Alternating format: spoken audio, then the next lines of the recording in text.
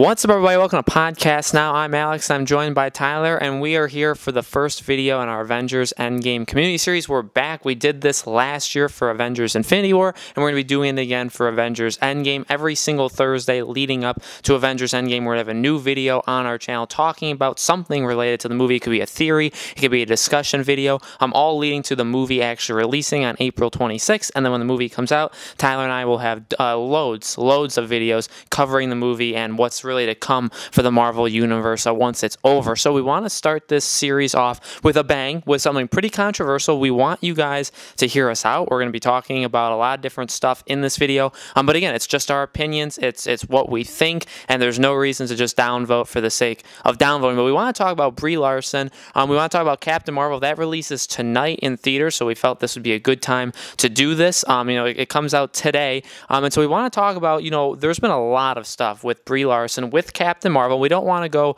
insanely into that, but we do want to mention some of it. But the question we have is Brie Larson going to ruin, or how will she affect Avengers Endgame? So, last year we had just a merry stroll into Avengers Infinity War. There was really no, backlash or any controversies. There was the Black Panther thing, but even that was not anywhere near as big as Captain Marvel in terms of all the negativity and all the stuff that's going on. So, Tyler, Brie Larson has become quite a figure in the news. There's been a lot of things said from her and about her. She very well may ruin her own movie in Captain Marvel, and we'll talk about that over the next couple of days when we see it. So what do you think about all of that, and how do you think that is going to end up impacting, or what else Brie Larson will end up saying that could actually impact Avengers Endgame? I think it's important for everybody who's watching, because I know that we're going to have dislikes right away and I've seen this, because I go on Comic Book Movie,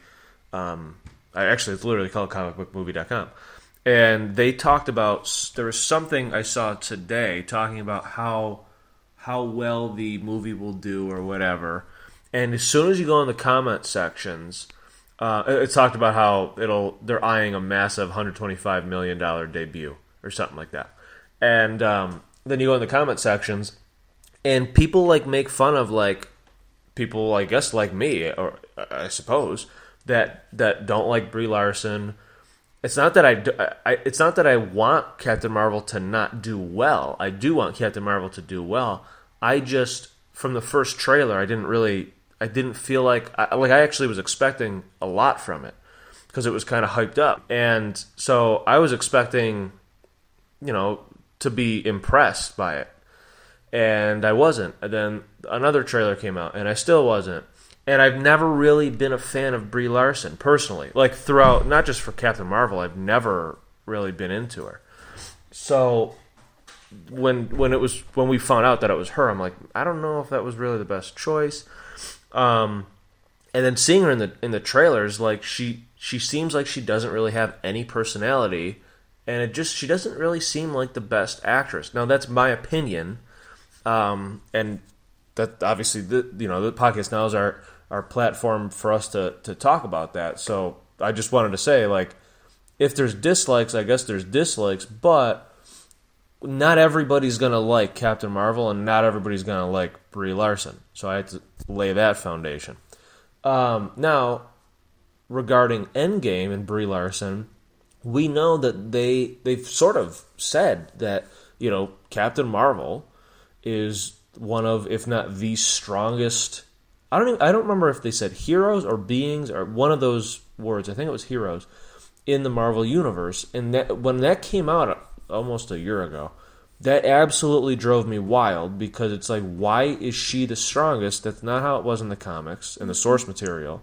Thor, literally, in Infinity War, they were kind of setting up for Thor, he's building this ultimate weapon that can stop Thanos. He's the only one that can do it. Because he's a god, he can take the power of a star, and he won't die. They kind of show, and then he comes down, that heroic entrance. In Infinity War, Thor was the strongest hero. He was the savior, which I enjoyed all of that.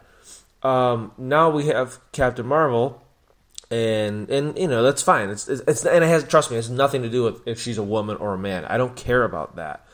But it's kind of you just set up Endgame, you just kind of set up Endgame like Thor's got that super powerful weapon that only he can handle, really. And now all of a sudden it's kind of like, well, he failed, so he's out now, and now we got this new character who's going to just come on in, and she's going to be so powerful that she's going to beat Thanos. So that, for me, that's an issue, but one of the biggest issues is I almost feel like they're trying to make her now the lead. Like, I know obviously Captain America, he's got super strength, and we understand all the Marvel stuff on this channel, especially me. And he's obviously the leader. It always sort of goes back and forth, like, well, who's the real leader, Captain America or Iron Man? But it's always it's just kind of known that it is Captain America who's the real leader. Tony Stark makes the tech, but he's a top figure. But now I kind of feel like they're trying to position, and we'll see obviously when Endgame comes out and how it ends. I feel like they're trying to position where Captain Marvel's like at the lead because she's so powerful, what bothers me is power doesn't equal leadership. That's otherwise Thor or Hulk would have been the leader, but they're not. So there's more to being a leader than you're the most powerful being in the entire galaxy. So I hope that doesn't happen. I also am nervous about Brie Larson's personality. I feel like she doesn't really have a personality, and I feel like a lot of the other characters do. Like Thor has become kind of more jokey, but like in a funny, I don't know. Thor's changed a little bit, and I really like his character. He's kind of hard to describe, I guess, in just a few words. Steve Rogers, and then this is the other thing to remember too, guys. The characters, especially now in Endgame, which we can only go by so much because I don't think we're going to get a lot of scenes because I don't want to spoil anything. But we obviously know, even just from Infinity War, that from Iron Man 1 to Avengers Infinity War, these characters have gone through a large character development. They've completely changed. Steve Rogers used to be kind of like an easygoing guy, and he's just there for justice and truth, and he's, right is right, wrong is wrong. But now, he's gone from that to saying, like, I'm done asking for permission to General Ross, or Secretary Ross, sorry. So he's changed. It's darker. They've all kind of gone down this darker road from the events of the end of Civil War to Infinity War, and now that it's a big time skip, it's like I think it's going to be around 5-year time skip between Infinity War and Endgame. They clearly, from what we've seen, changed even more. You look at Hawkeye, who's now Ronin. He's very much different. It looks like Steve Rogers is almost going to therapy in a way. His hands shaking. I mean, he's got like PTSD. So a lot of these characters have gone through all of this stuff. Thor's lost literally his entire family. So like everybody's gone through all of this stuff, and in a way they've gone through some of it together. And now you just add Captain Marvel as the she's going to be the one that really helps us out. And I feel like, and this doesn't really have to do so much with Captain Marvel per se. It almost has to do with how they're going about Infinity War, or Endgame, I'm sorry. And it's kind of like, now you're adding a character who literally has never even interacted with any of these characters, who've gone through so much, like we just said, and now she has to fit personality-wise and socially wise with all of these characters who used to be more jokey and more light and more fun, who are now very darker, I should say, with this brand new character. And to top it off, which that's not so much, that's still an issue, but not so much an issue. But the true issue is Brie Larson a good enough actress to be able to work with those emotions when she's working with these other characters? I personally don't think so.